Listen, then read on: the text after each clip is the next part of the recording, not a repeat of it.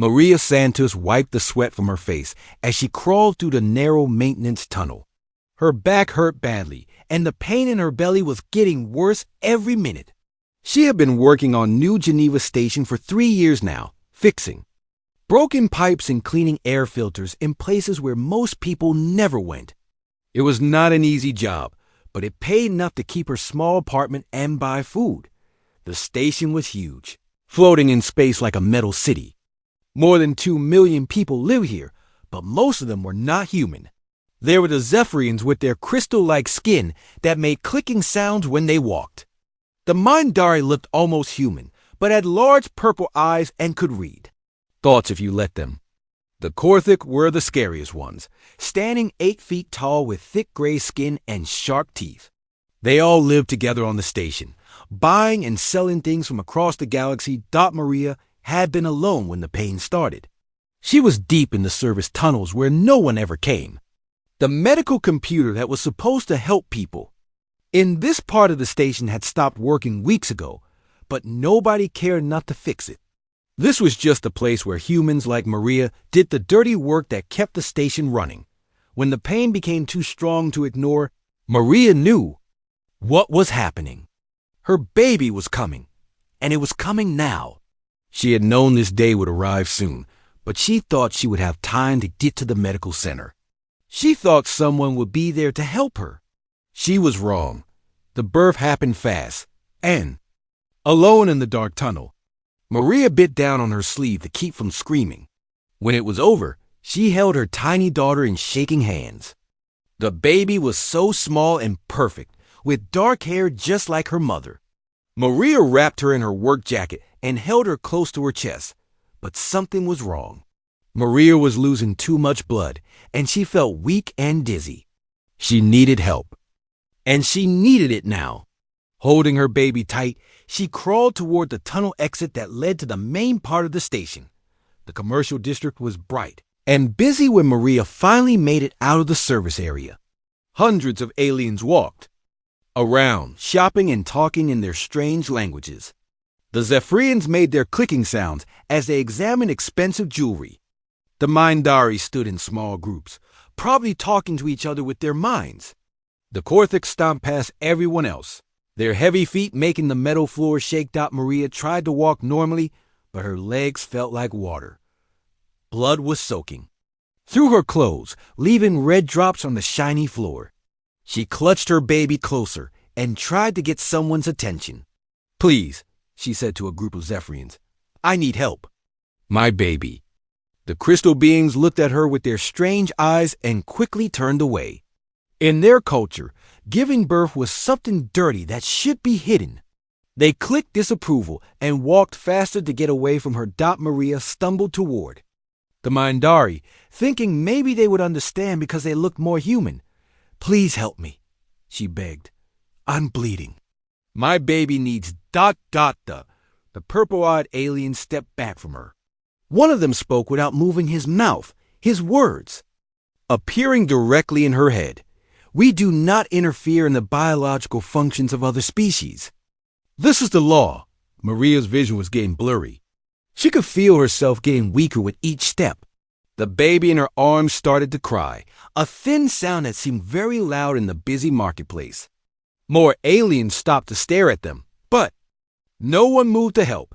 She tried the Korthik next, even though they scared her. Maybe their warrior culture would respect strength and help someone who was fighting to survive. But when she approached their group, the largest one growled at her and said, "Your weakness disgusts us. Handle your own problems, human." Maria felt her knees give out. She collapsed near the big fountain in the center of the district, her baby still crying in her arms. The cold metal floor felt good against her hot skin, but she knew this was very bad. She was dying, and no one cared. Aliens walked past her like she was just another piece of trash on the ground. Some of them pointed at her and made sounds that might have been laughter. A few took pictures with their devices, probably to show their friends later. But none of them offered to help. The Galactic Health Protocol was clear about this kind of situation.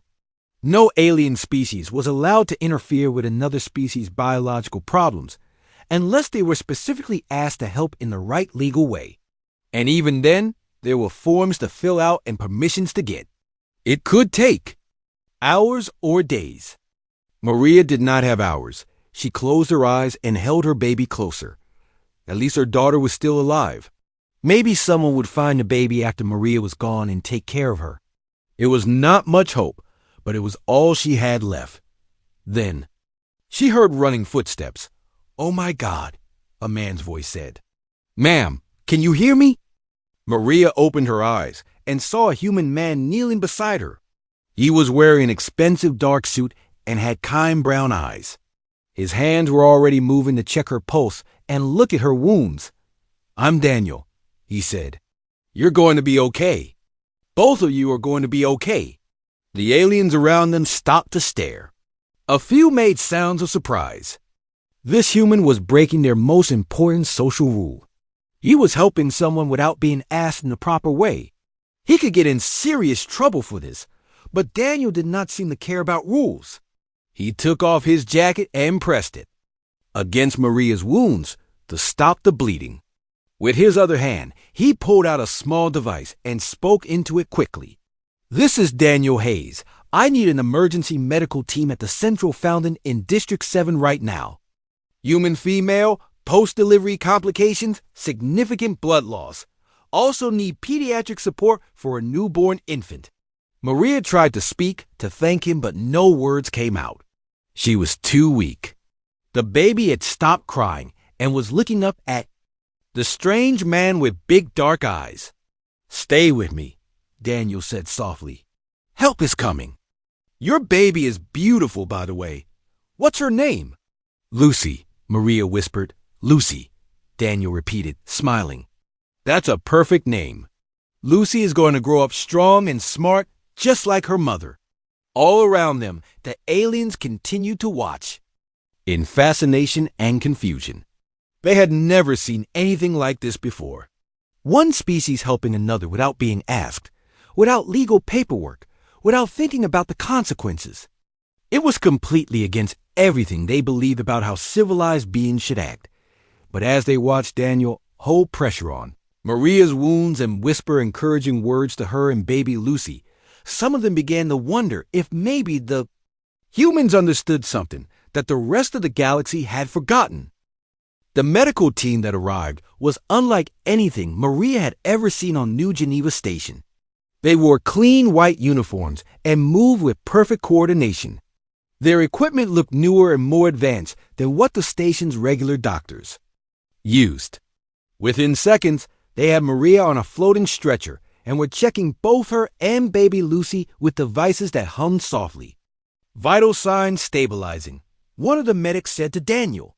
"We need to get her to the medical facility immediately." "The station hospital?" Daniel asked. "No, sir. The private facility. Bay 12. Maria tried to sit up. "Wait, I can't afford private medical care. I'm just a maintenance worker. Please, just take me to the regular hospital." Daniel put a gentle hand on her shoulder. "Don't worry about money. Everything is taken care of." "But I don't understand. Who are you? Why are you helping me?" Daniel smiled. Someone who believes that helping people shouldn't require a reason. As the medical team moved Maria and Lucy toward the transport area, the crowd of aliens followed at a distance. They whispered among themselves in their various languages, but their universal translators made it possible for everyone to understand the conversations. A young Zephyrian named Krill 9 clicked nervously to his elder. Why did the human male risk legal trouble for strangers? The elder Zephyrian, whose crystal skin was darker with age, made a sound like breaking glass. Humans are unpredictable. They do not think logically. But what he did worked, Krill 9 said. "The female and offspring will survive now." "Survival is not the point," the elder replied. "Rules exist for good reasons." "What happens when everyone starts ignoring protocols?" Nearby, a group of Mindari were having a silent conversation with their minds.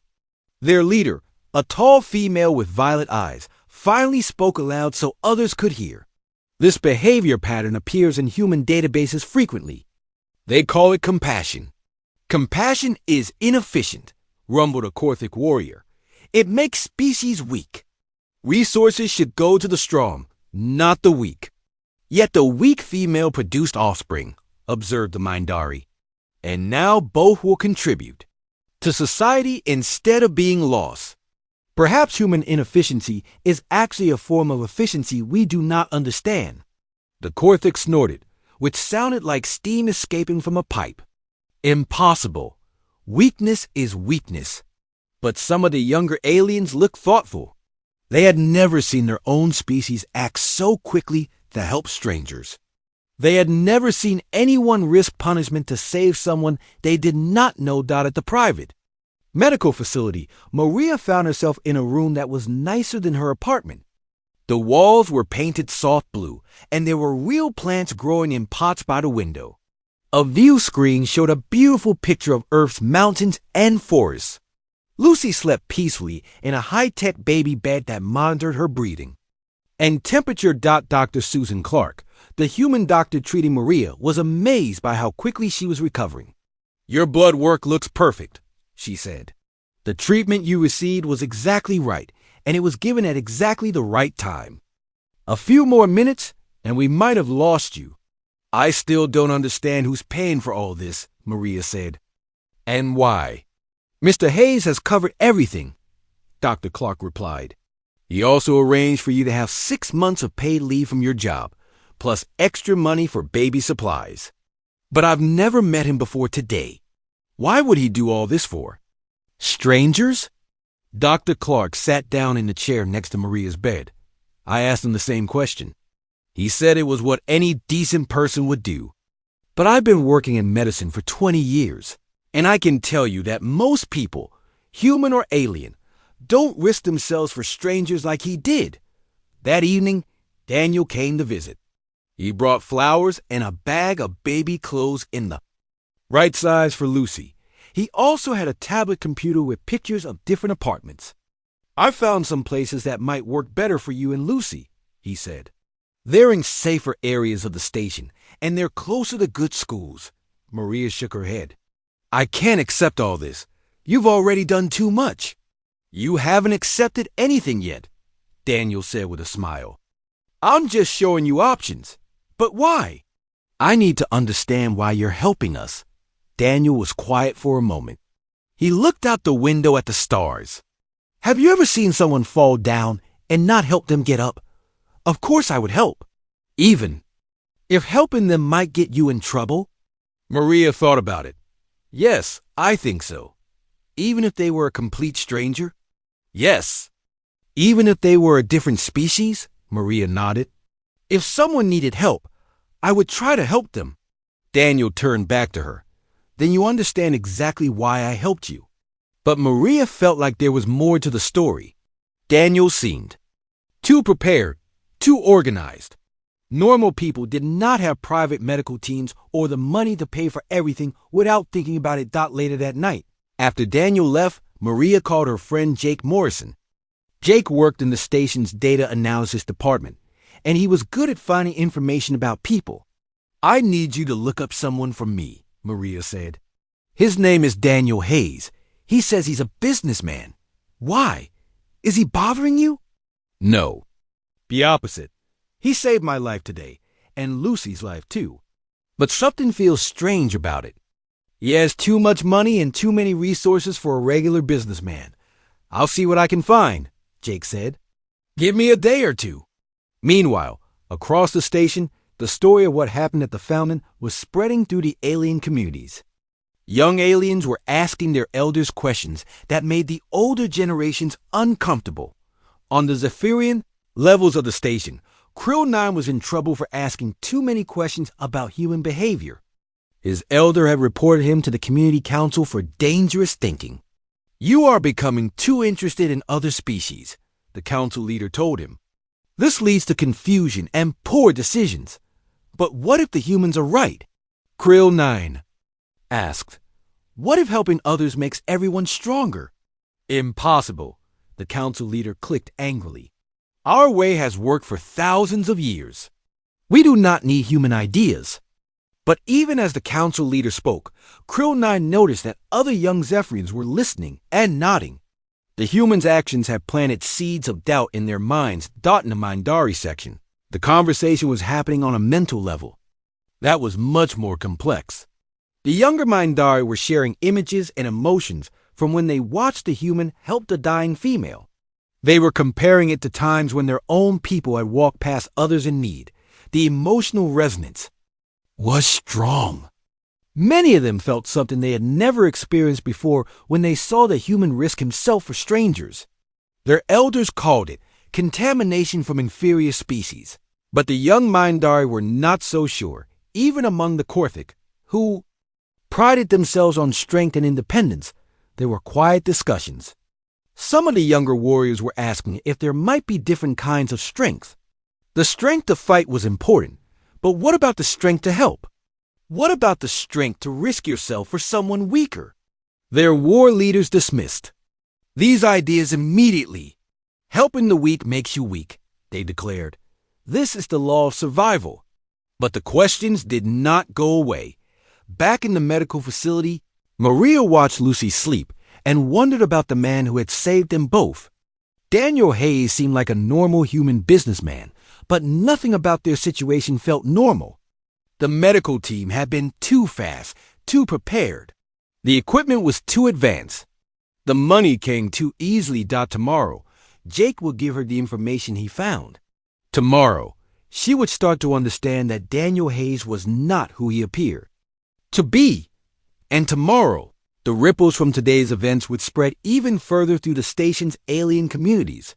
But tonight, Maria simply held her daughter and felt grateful that in a galaxy full of different species with different rules, there was still one species that would risk everything to help a stranger in need. Jake Morrison sat in front of his computer screen, staring at the search results with confusion. He had been looking into Daniel Hayes for 2 days, and what he found made no sense. "This is weird, Maria," he said into his communication device. "Daniel Hayes exists, but his records are too perfect." Maria was in her new apartment, feeding Lucy while she talked to Jake. The apartment was in a much better part of the station, with windows that showed the stars and furniture that was actually comfortable. "What do you mean too perfect?" "I mean, his business records, his financial history, his identification documents, they're all exactly what they should be. No mistakes, no missing information, no problems.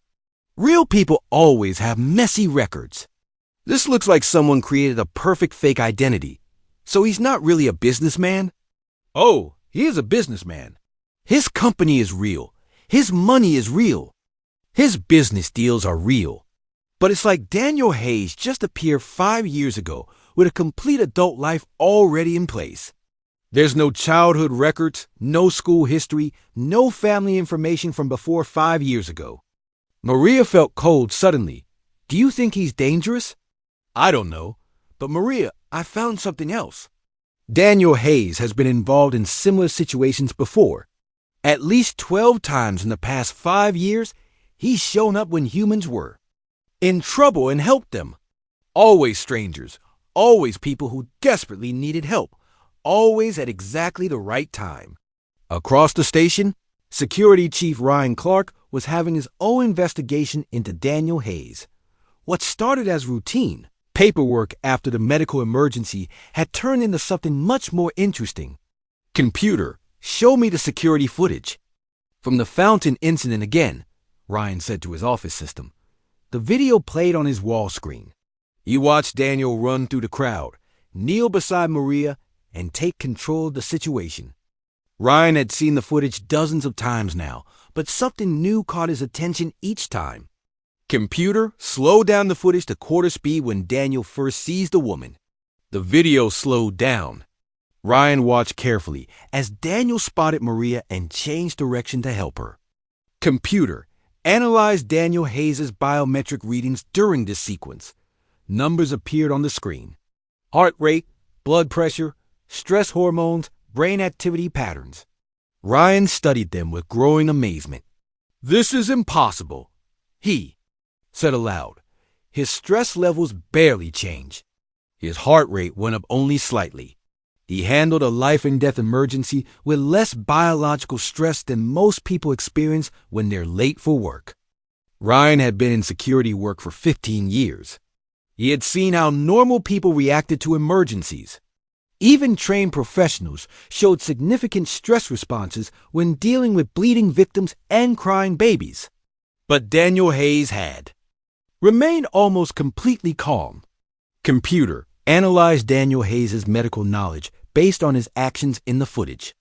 The computer processed the video and compared Daniel's actions to standard medical databases. The results made Ryan sit up, straighter in his chair. Subject demonstrated advanced trauma care knowledge equivalent to trained emergency medical personnel. Actions taken were optimal for the specific injuries present. Response time and decision-making suggest extensive prior experience with similar situations. But according to Daniel's records, he was just a businessman with no medical training. Ryan decided to dig deeper. He accessed the station's main database and searched for more information about Daniel's background. What he found was troubling. The identification documents were perfect, but they had all been issued on the same day 5 years ago. Daniel Hayes had somehow gained a complete legal identity, a successful business, and significant financial resources all at once. It was as if he had materialized out of nothing. Ryan was about to call for a security investigation when his door chimed. "Come in." Dr. Kate Phillips entered the office. She was the station's chief scientist who studied different alien species and how they interacted with each other. She looked excited and worried at the same time. "Ryan, I need to talk to you about the fountain incident," she said. "What about it?" "I've been analyzing the patterns of Mr. Hayes' interventions. Jake Morrison in data analysis sent me information about 12 similar incidents over the past 5 years. I think we're dealing with something much bigger than a generous businessman."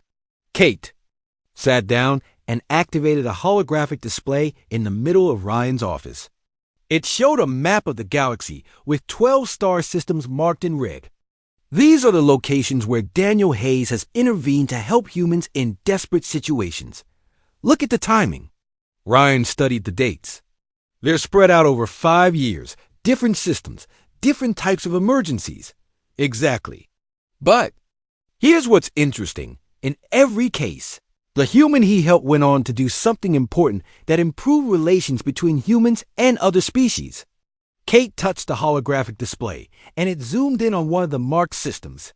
3 years ago on Kepler Station, Daniel saved a human engineer named Ben Parker from a reactor explosion. 6 months later, Ben invented a new safety system that was adopted by 12 different alien species.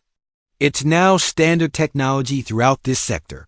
She moved to another system. 2 years ago on Titan Base, he helped a human teacher named Amy Rodriguez when she was attacked by xenophobic criminals. She recovered and started the first interspecies school in that system. Now it's a model that's being copied on 40 different worlds. Ryan felt a chill. You're saying his interventions aren't random acts of kindness. I'm saying they're too perfectly timed to be coincidental.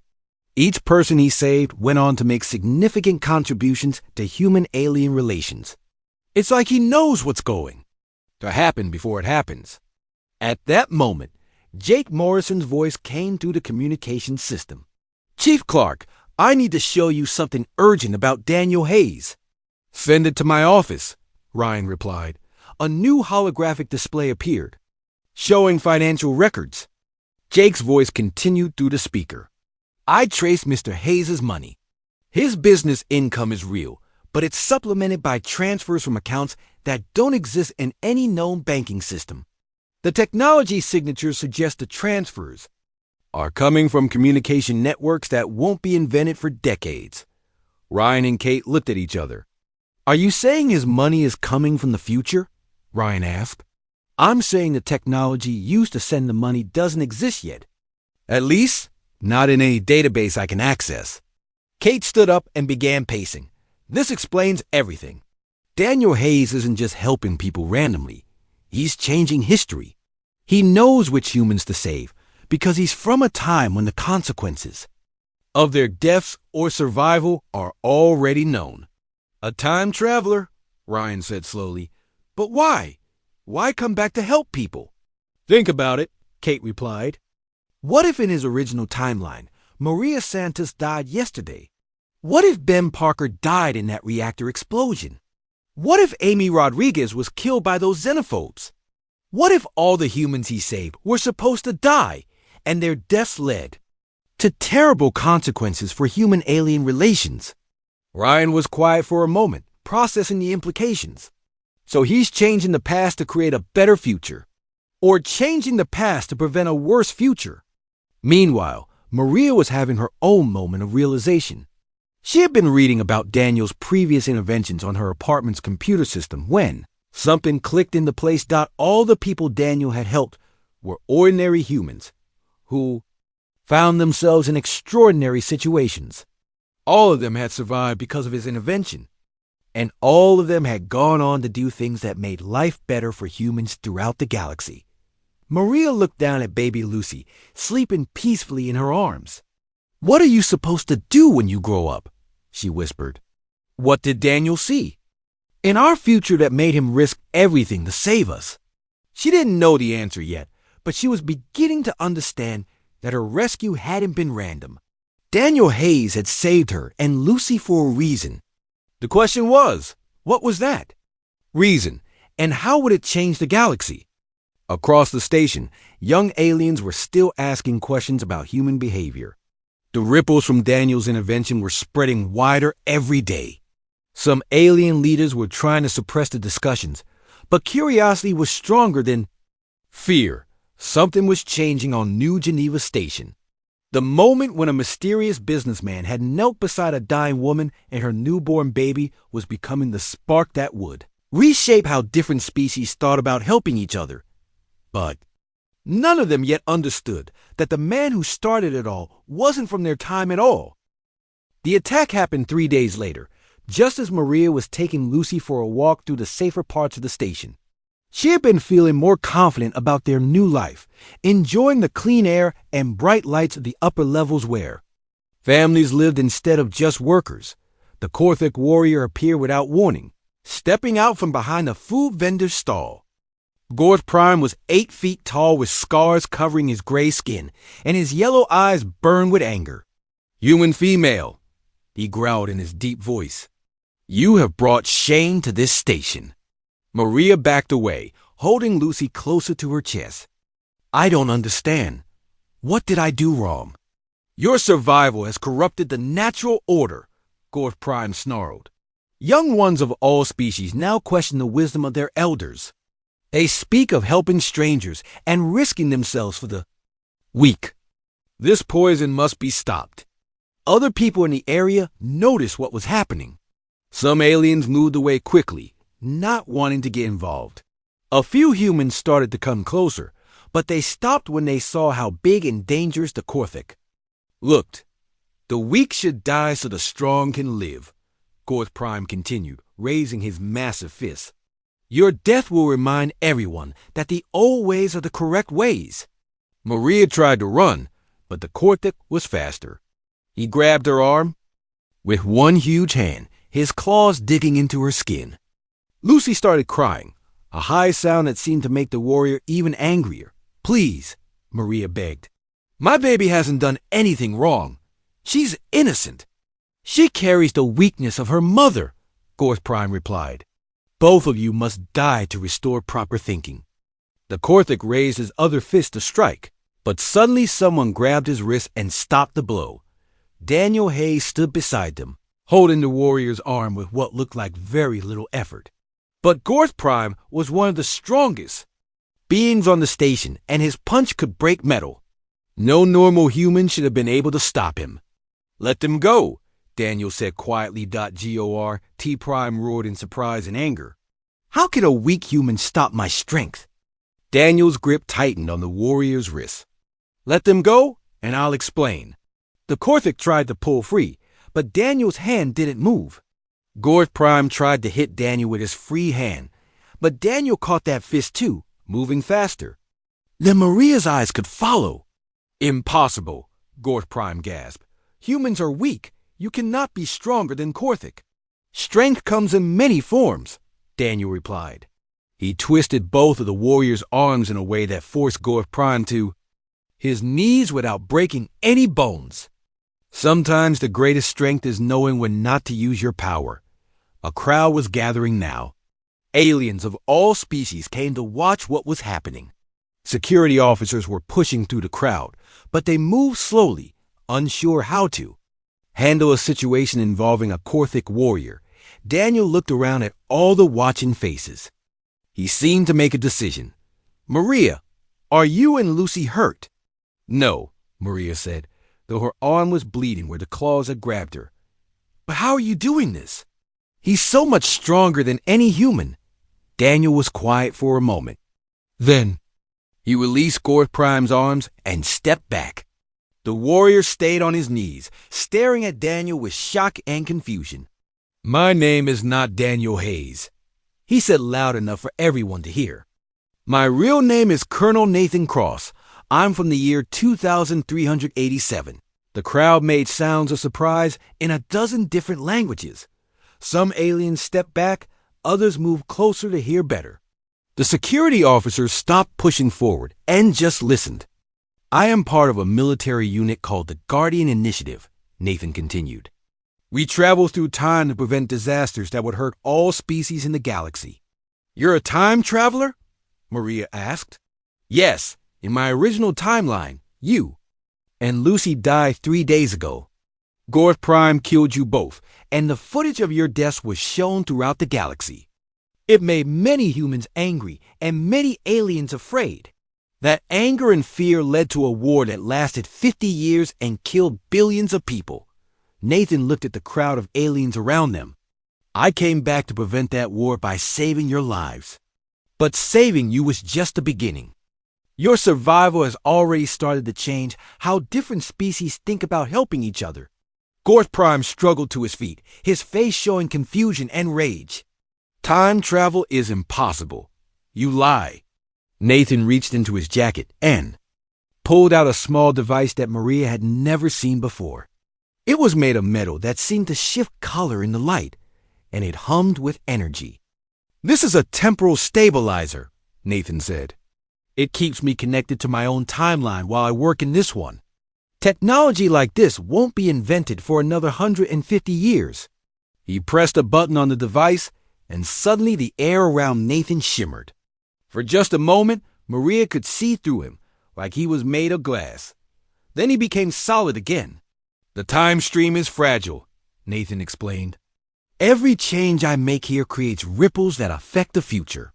I have to be very careful about what I do and when I do it. Dr. Kate Phillips pushed through the crowd, her eyes wide with excitement. Colonel Cross, I've been studying your intervention patterns. You've been changing key moments in history. Yes, Nathan replied, but not randomly. Every person I save is someone who should have lived, someone whose death caused terrible consequences that could have been avoided. Security Chief Ryan Clark finally reached the center of the crowd. Sir, you're saying you came from the future to prevent a galactic war? That's correct. In my timeline, the war started when footage of Maria and Lucy's deaths spread across the communication networks. Humans saw a mother and baby killed for asking for help, and they became angry. Aliens saw humans as weak and emotional.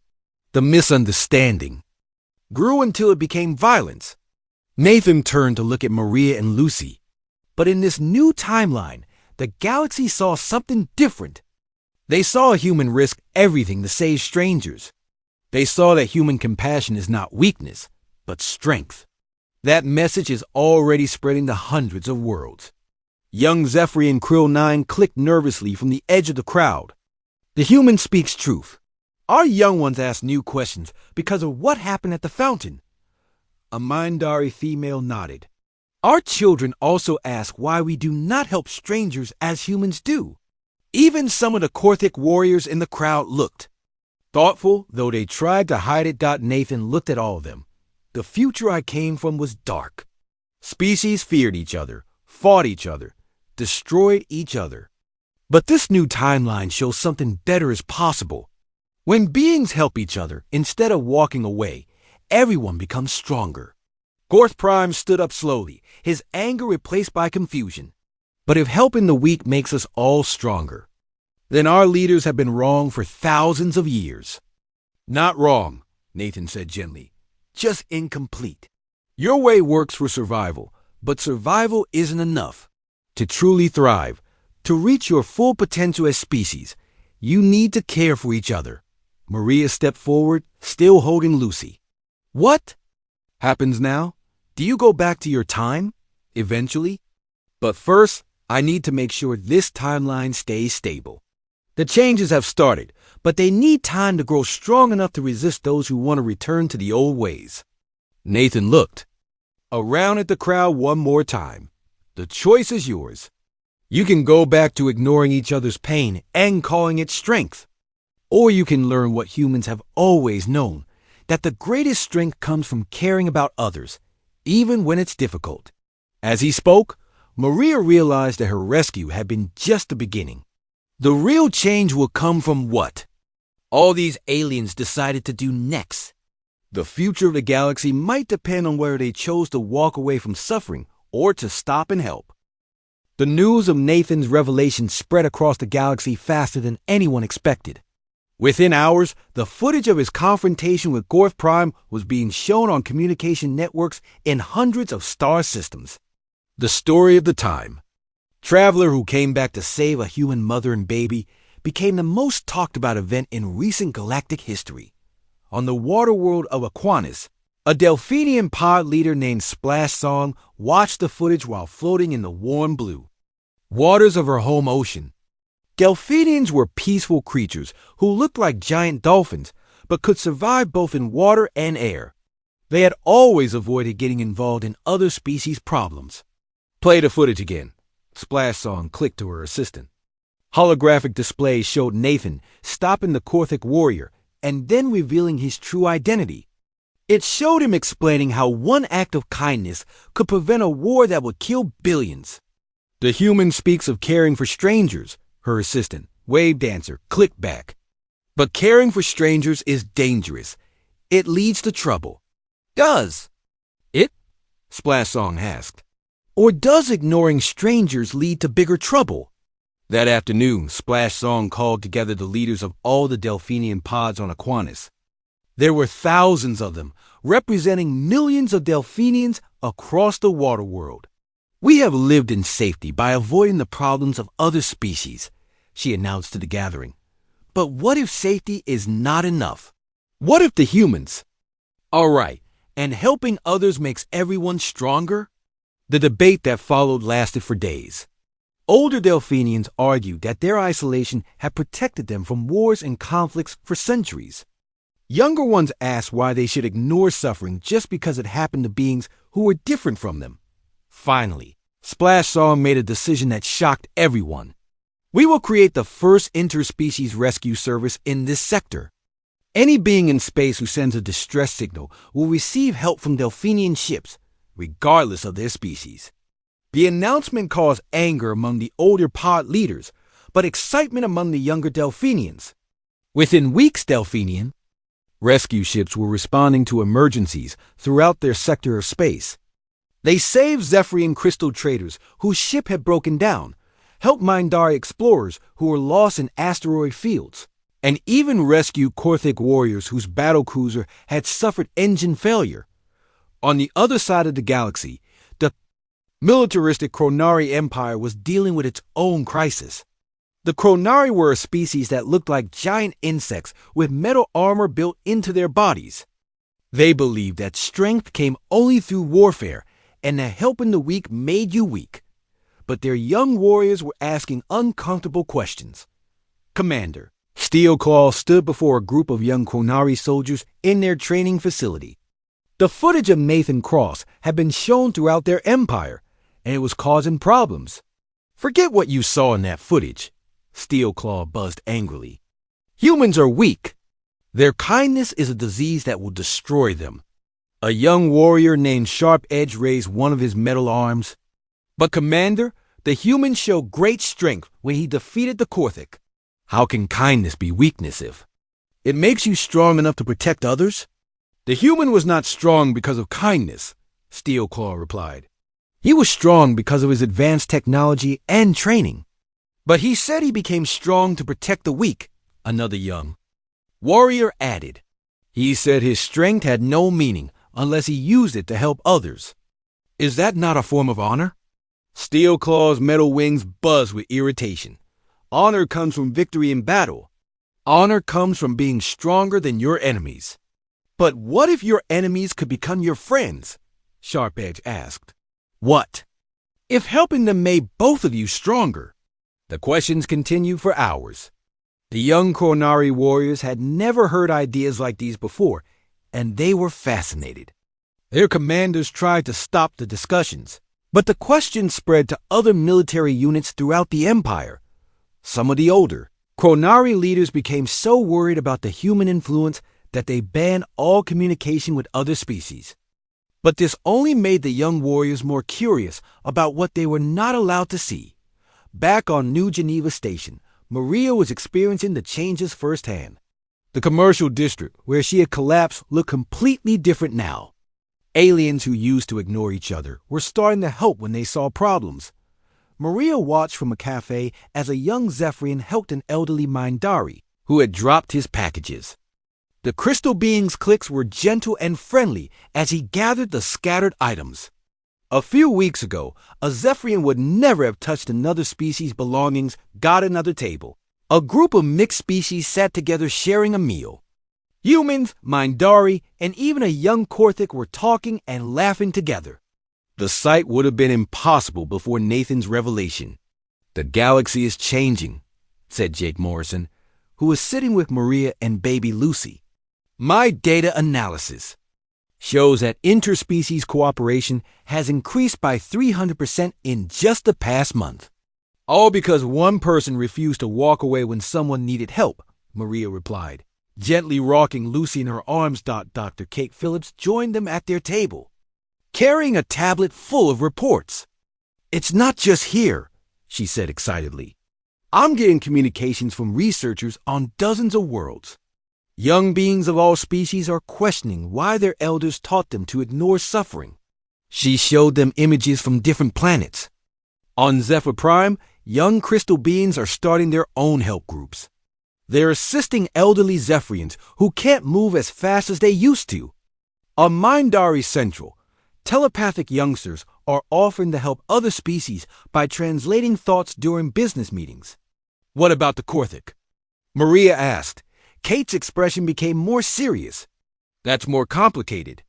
Their culture is built around the idea that strength means independence.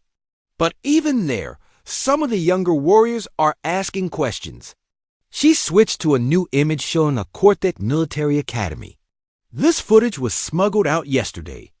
Young Korthic warriors are debating whether protecting the weak is actually a form of strength.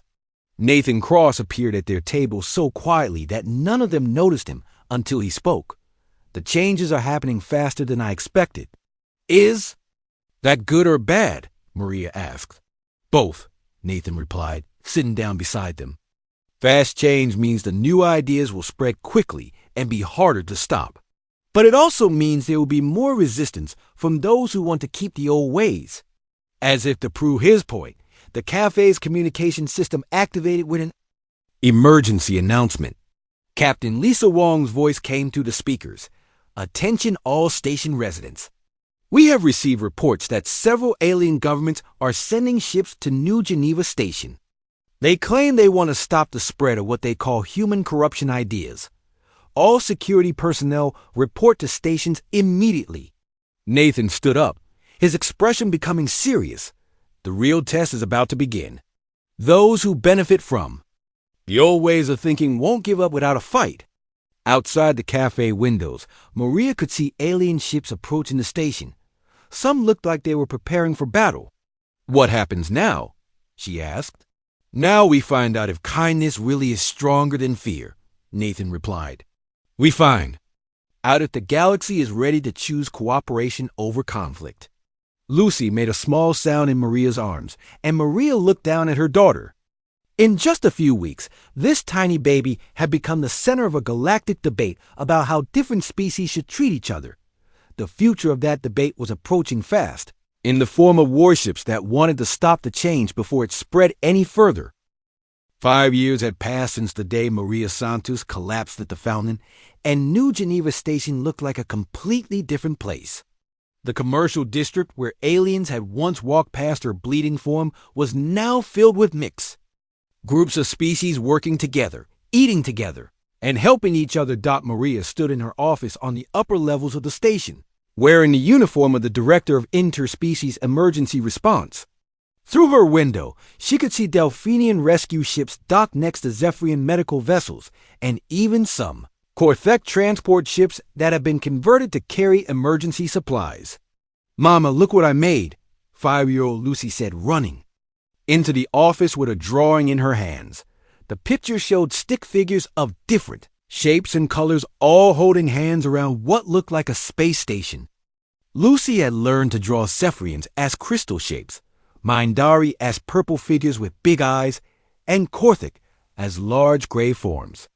At the center of the drawing was a small figure labeled me and a larger one labeled Mama.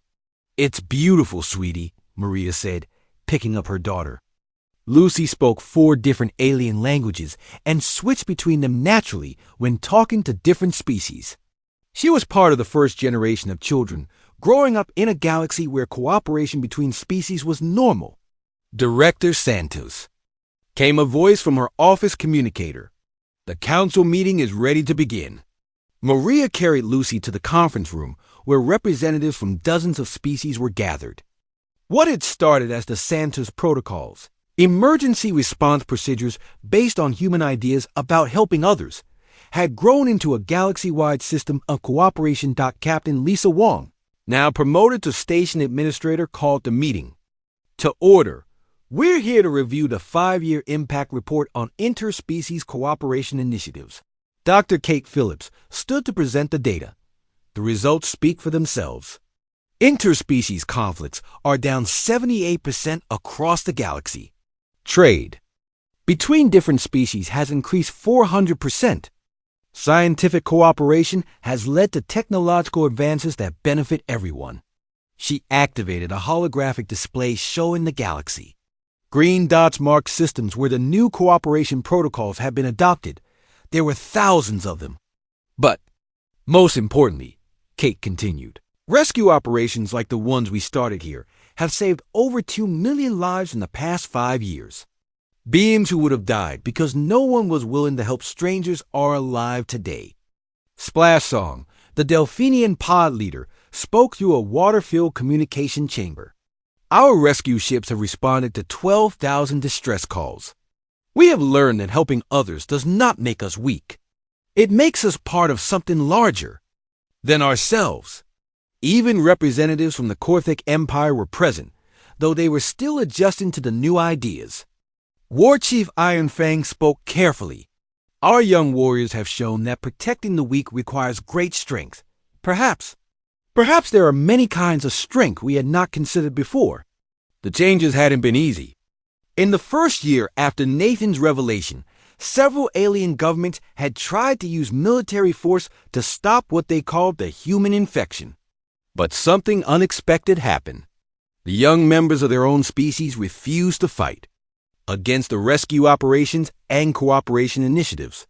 The war that Nathan had traveled back in time to prevent never happened, but not because governments decided to avoid it. It never happened because ordinary beings from all species chose to help each other instead of fighting each other. "There is one more item to discuss," Captain Wong announced.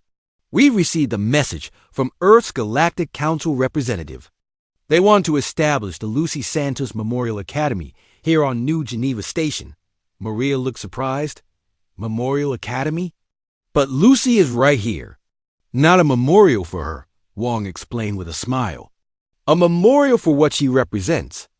The Academy will train beings from all species in interspecies cooperation and emergency response. Students will learn that helping others is not just the right thing to do, but the smart thing to do." After the meeting, Maria walked with Lucy through the station's new memorial gardens. In the center stood a statue showing a human woman holding a baby, surrounded by figures representing different species reaching out to help. The inscription read, "To commemorate the moment that changed the galaxy, when one person's willingness to help strangers taught an entire civilization that caring for others is the greatest strength."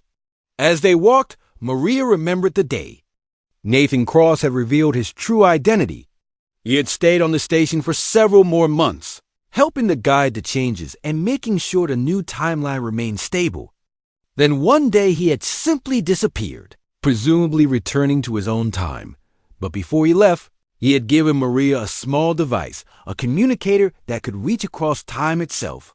He told her to use it only in the greatest emergency, if the galaxy ever seemed ready to return to the old ways of ignoring each other's suffering. Maria had never needed to use it. The changes had grown stronger each year, not weaker. "Mama," Lucy said, tugging on her hand, "why did the bad aliens try to stop people from helping each other?" It was a question Lucy asked often, trying to understand the history she was too young to remember. Maria knelt down to her daughter's level. "They weren't bad, sweetie. They were just scared. When you've done things the same way for a very long time, it can be frightening to try new ways. They thought that helping strangers would make everyone weak and cause problems. But it didn't," Lucy said, double quote. "No, it didn't. It made everyone stronger. When people help each other, they can solve bigger problems and do more amazing things than they could alone." As they continued walking, they passed groups of mixed species working together on various projects. Zephyrian engineers worked with human technicians to improve the station's life support systems. Mindari teachers helped alien. Children learned to communicate with species very different from themselves. Even some Korthic warriors had joined the station's security force, using their strength to protect everyone rather than just their own kind. That evening, Maria received a message on her personal communicator. It was from Ambassador Lucy Santos Chin, sending a recording from the year 2387. The image showed Lucy as a grown woman, now married to a reformed Korthic diplomat named Gentle Thunder. She was standing before the Galactic Union Assembly, preparing to give a speech. "Hello, Mama," the older Lucy said in the recording. "I know you're watching this in 2380, exactly 5 years after the day that changed everything. I wanted you to know what your sacrifice led to." The image shifted to show the assembly hall filled with representatives from hundreds of species, all working together peacefully.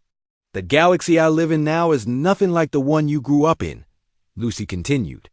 "There are no wars between species. When disasters happen, rescue ships from dozens of different worlds respond together.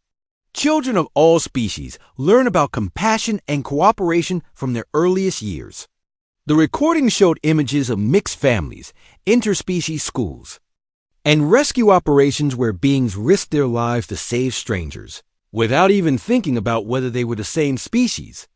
"But the most important thing I want you to know," Lucy concluded, "is that none of this would have existed without your courage. When you refused to give up, when you kept fighting to survive for me, you started something that transformed the entire galaxy."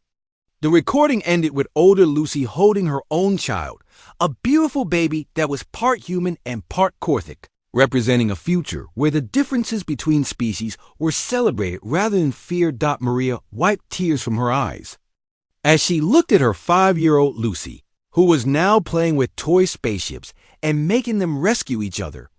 Outside her window, the stars shone down on a galaxy where billions of beings had learned the lesson that Nathan Cross had traveled through time to teach, that the greatest strength comes not from standing alone, but from reaching out to help others, especially when helping them costs you something. The woman who had collapsed while clutching her newborn daughter had become the symbol of a new age, an age where no one walked past suffering without stopping to help. An age where every species understood that caring for others was not weakness, but the foundation of true civilization, and it all started with one simple human truth. When someone needs help, you help them, no matter who they are or where they come from. Because in the end, helping others doesn't make you weaker. It makes everyone stronger together.